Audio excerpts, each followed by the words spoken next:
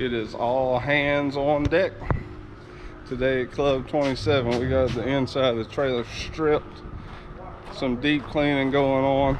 Take you in here and let you look. Hey, you want to hear me sing some David Allen Coe? Do not. Well, I think YouTube was pretty cool. Ty is spraying Brianna down with Simple Green.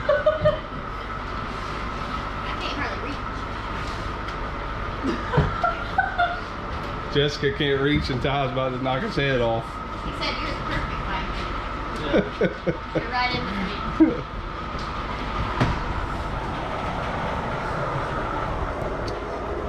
between. We got everything, tire rack, all of the storage stuff stripped out.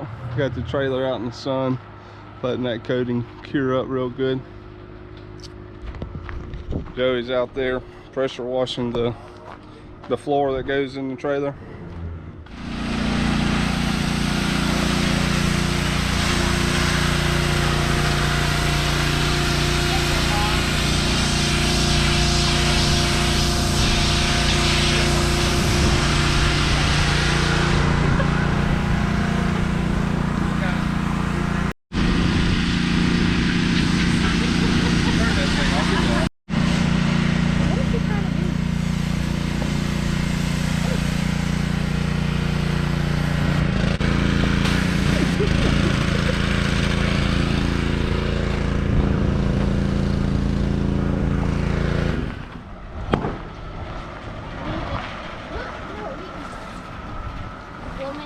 We got Ty in here. We'll make a chasing dirt TikTok. Cleaning the trailer ceiling. TikTok page. That's what Dedication, Ty. Dedication.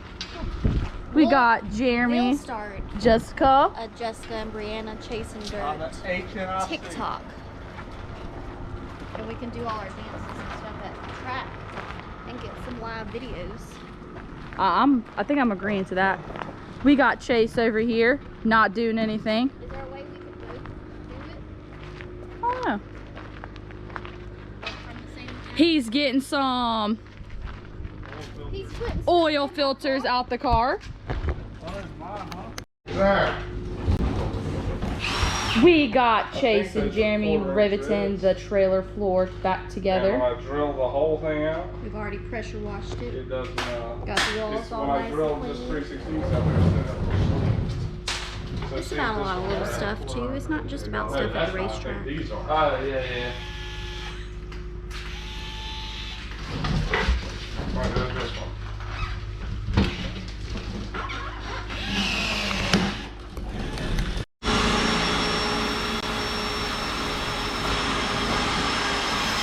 Come on, baby!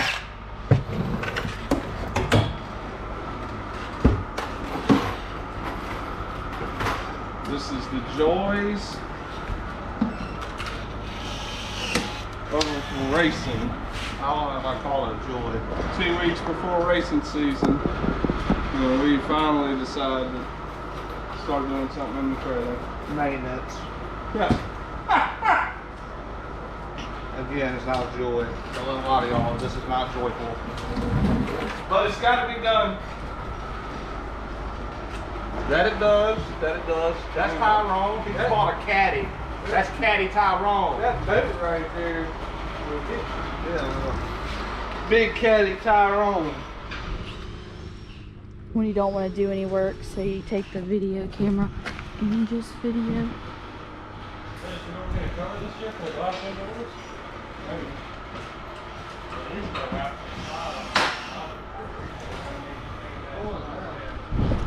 We have us a good old time around here.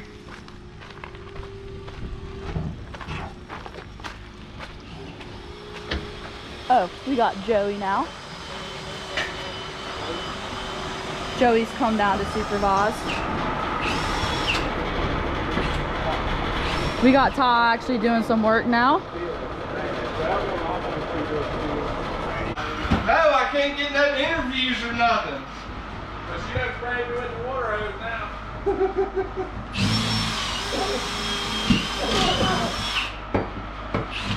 Well, us girls are trying to go to hibachi tonight. and the boys are being lame.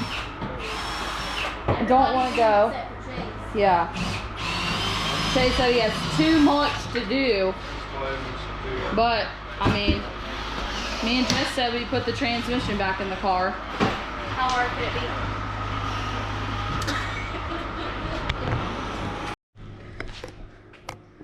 So the boys bet us that if we put the transmission in, that we'd be able to go to Hibachi tonight. So we're gonna try this out and see how it goes. Huh? All right, so the boys said that if we put the transmission in, that we could go to Hibachi. So the boy is under here putting the transmission. but he's just gonna put it on and we're gonna bolt it together. I was in it hooked here. Okay, this is a good view up there. Yeah. There. All right, so you gotta put all your bolts in here Where do you put on the deck. I'll get them for you. Well, why don't y'all just let me do this? That's probably a better idea. I'm gonna be honest with you. All right, here the bolts. Here the bolts. There you go. Here they be. Yeah, very much. You initiated yourself in here. Yeah, we didn't need help. Following me. Yeah. No. It cut off. It's so good. Right here. Is that not right? Joe, you need yours put in too?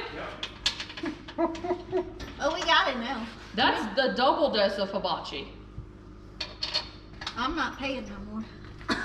I'm just kidding. Did you just snort? A little bit.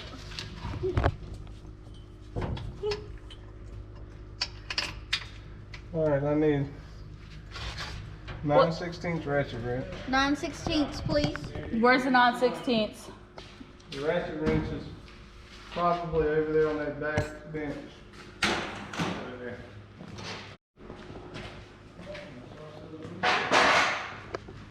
Here you go, I'll go girlfriend. here. Here's the 9/16. That's not a ratchet. This one. It's coming, honey.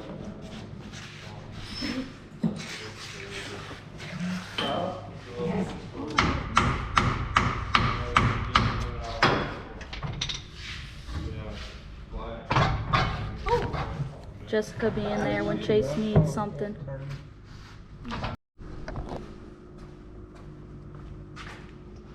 We got Jeremy checking on something. Something. You have to tell them what it is. Well, what is it? Make sure all the needle bearings didn't fall out. Jeremy was checking to make sure all the needle bearings didn't fall out.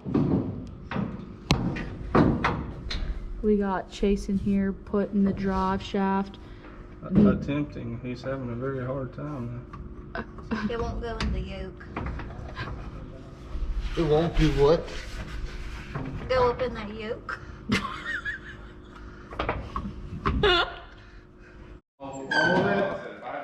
We got Jessica in here bleeding the clutch. She's living her best life. I can't fit in this. You can't even see her when you're far away. I'm gonna show you. They got a cute little sticker.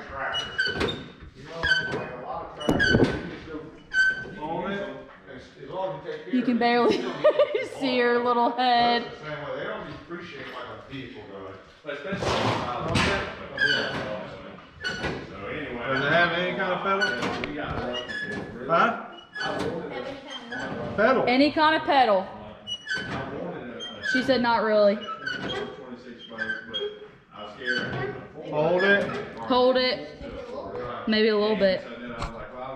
So anyway, Sunday afternoon, we've been at the shop working all day, cleaning the trailer, working on some cars. So we had a comment asking about all the guys that hangs out or races the cars. So everybody knows this is Joey. He owns everything we have here. Just tell us, I guess, how, just give us a brief backstory on what led you into racing. And then we don't have to go into all the details. I know it's pretty long. Okay, so when I first started, it was around 98, and I had a friend that raced, and they just had like pure stock cars. So they invited me, well, one night I'd go by their house, and they cranked the cars up, and I just thought it was the coolest thing. So that weekend they were racing at our local track, and I said, you know, hey, I'll go with y'all. So we went, and they tore up all kind of stuff, flat tires, and we had to run to the pits and drag jacks, and I just thought it was, you know, the greatest thing. So I said, I gotta get a car, and so that was kind of how originally my interest got piqued in racing. So you raced for a couple of years, and then you got out of it, right? Mm-hmm. So when you got out of it, was it when Ty was born? Did you race that whole time until Ty was born? No, so I got into racing about 3 years before Ty was born, and I guess Ty was probably about 5 whenever I quit. I quit around 05, and so I raced from 98 to 05, and and then my daughter was around 12 at this time, and anyway, we spent a lot of time with the cars, and of course you're trying to balance t-ball and cheerleading and gymnastics and all that. So we won a big race and had a good opportunity to sell everything, and so we just decided to do some different stuff for a little while. So you went on horse barrel or Team roping. Team roping for several years, had a lot of success at that, and then you come back racing. So Ty's grown now, and he wants to get in racing. So you go out and buy a street stock and a crate car. So, well, let me back up a minute. So we're rodeoing, and of course we did that wide open and had a lot of fun. You know, had spent a lot of time together. So of course you know Timmy Thrash, our buddy that races sprint cars. So we went. I hadn't been to the races in years, and so we go to Why Not to watch a race. Me, Timmy, and Ty. One night, and you know, of course, being around racing, you can't help but, you know, like it once it's kind of in your blood. It's in there. But so we're sitting there, and Ty gets up to go to the concession stand to get him some peanuts. And me and Timmy's sitting there, and the races are going on. And of course, Timmy is really, you know, interested in me getting back into racing. So he's definitely trying to talk me into it and giving me all the pros. And I'm kind of, you know, man, I don't know. So the statement that sticks in my head that made the decision was, Timmy said, look, he said, every Friday, Saturday night, your son can be with you at the racetrack, and y'all racing, and 2 or 3 nights a week, y'all will be in the shop spending time together. He said, or he can be running the roads and getting in trouble. So honestly, that was the statement, you know, which I loved racing. So that wasn't a question, but I said, you know, that was kind of the turning point that I said, okay.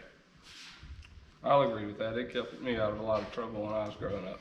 So, all right, so y'all started, Ty started in the street stock, moved to the modified, sold the street stock, and now we end up with, right now, 4 late models sitting here. So I've already told them that the capital's for sale. We need to move the capital out. So as far as, Joey is a big businessman, so as far as a business decision, how smart is it with 3 race cars that race weekly? From a financial standpoint, this is a very poor investment for your money, but I guess also too, you got to have something that gets you out of bed every morning to go to work. And so this is, you know, I enjoy spending time with y'all, and you know, of course, seeing Ty grow in this, and it's I guess for me it's worth the trade out financially. But of course the people at the track and just the different memories, and you know, of course there's highs and lows. So there's times you question what you're doing, and then at other times you wouldn't trade it for anything. I agree.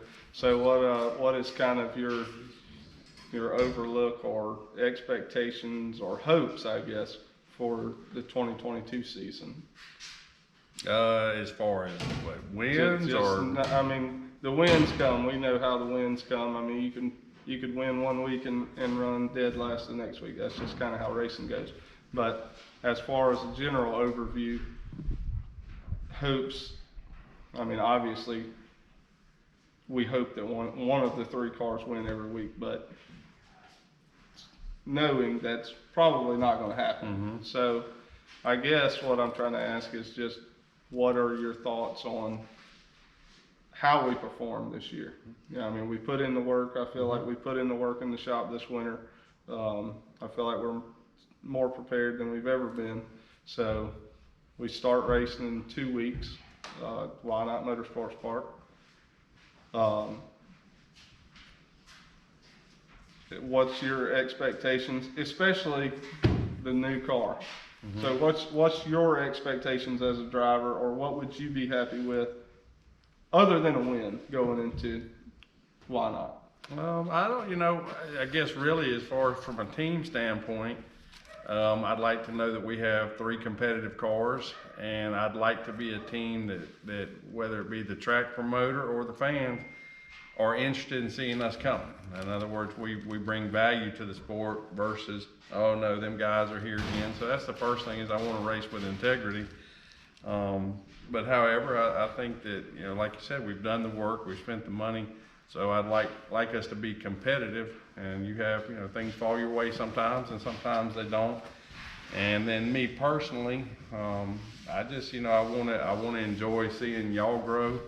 And of course, I want to be competitive as well. And even with the new car, you know, it's a good piece. So there shouldn't be any reason, unless I, you know, can't drive, that I shouldn't be competitive. All right. Well, I guess we'll we'll bring Ty in now. All right. So up next, we have Ty Pilgrim. So he drives the 2017 car. Y'all have seen him in and out in the other videos, but we have never formally introduced Ty, I don't think. So I guess, Ty, we're going to ask you similar questions. So you, when you were born, do you remember anything as far as when he raced years ago? Or are you too young for all of that? No, I definitely remember. I remember going to the track at Minge Avenue whenever I was a little kid, and we had a little Class C camper. I remember riding it to the track and whatnot, but I guess really, I only remembered him being in a modified. I was too young for all the other cars. But. Yeah. So he was in a modified for a while. Y'all got out. Y'all did some team roping stuff, and you roped as well. So how, as far as your team roping, what kind of led you from kind of growing up? Because yeah, you remember the racing as a young kid, but as far as once you got older, kind of what spiked your interest to say, hey Dad, let's go racing? Whenever I was, I guess, younger, it was probably 10 or 11, we went to the go-kart track in Gulfport, Mississippi, and I begged him for a go-kart for a couple months, but we were right in the middle of a bunch of rodeo, and so I never went anywhere with it. We just stuck with the rodeo, because you can't really do both. And but we went to the Meridian race with Timmy Thrash and Dad, and I was sitting there watching late models run, and I was sitting there freezing cold, and it was 80 degrees outside. And my nerves were all shook up, and I was like, man, I think I want to do this. So you talked him into getting rid of all the...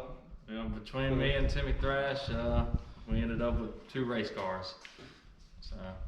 So in what, a short 4 years has it been since y'all got back into racing? So it turns into from 2 race cars to 3 that we race every week. So what are your thoughts on racing 3 cars and keeping up 3 cars every week? It's a lot of work, but I feel like with you having 3 cars, it makes it a little bit easier to learn from each other. And if somebody picks up something that makes a little bit of speed up, you can pick up on it with your car, and it definitely helps having somebody there to ask questions whenever you get stuck. So what are your expectations going in, or hopes? Like I said with your dad, I know the expectations are to go out and win every week, but I mean, anybody that knows the crate class around here knows that it's very competitive. If there are 10 cars on the racetrack, I feel like all 10 cars can win most nights around here, wouldn't you say? Yeah, I agree 100%. So, what are your hopes or expectations for 2022? This year I'm hoping to be a little bit more consistently an upper, faster car.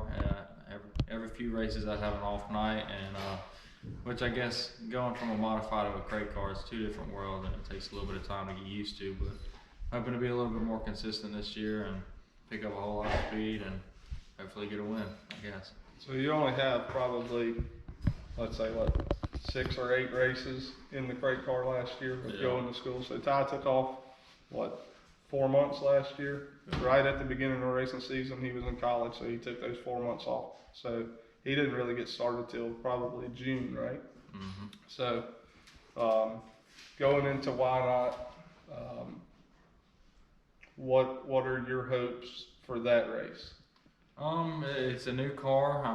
My biggest thing is feeling the car, learning the car, and coming home in one piece. I'd like to make the show and run good in the show, but I guess right now my goal is to get the car figured out and make it home with no damage.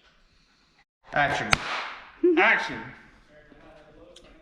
All right, so formally introduce, this is my cousin Jeremy. You've seen him around the track, you've seen him around the shop. But so Jeremy and Jeffrey are twin brothers. I'm the good looking one.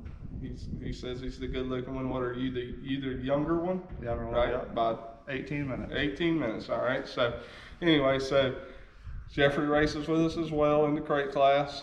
Jeffrey's been doing it just a few years as well.